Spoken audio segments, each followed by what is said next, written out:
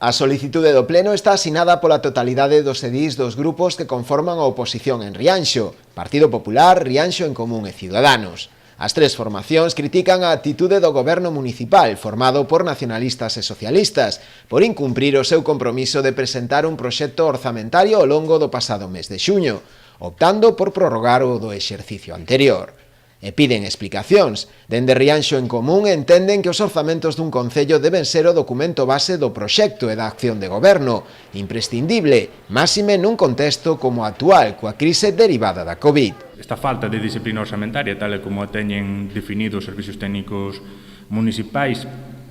lévanos a entrar nunha dinámica no que continuamente temos que estar a reparar o que, esta mala xestión non nos permite mirar cara adiante, pero, claro, nunha situación tan excepcional como a que estamos atravesando agora, ese cadra moito máis grave, non? Dixéronnos, cando o Partido Socialista e o BNG chegaron a un acordo para gobernar e aumentaron o número de dedicacións e o número de persoas que formaban parte do goberno, que isto facilitaría precisamente que, resolver estes problemas de xestión, resolver estes problemas de sacar adiante o máis elemental da xestión municipal,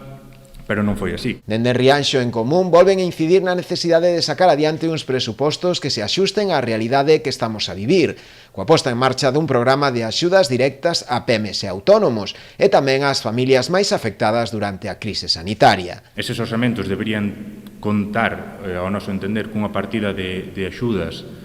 para autónomos e pequenas empresas, unha proposta que xa lle foi remitida en varias ocasións aos grupos do goberno e que non foi atendida, mas que entendemos que é urxente implantar e que xa implantaron tamén moitos municipios ao longo do país.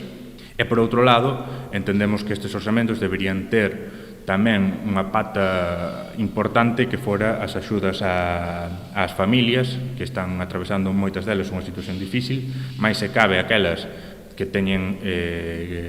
fillos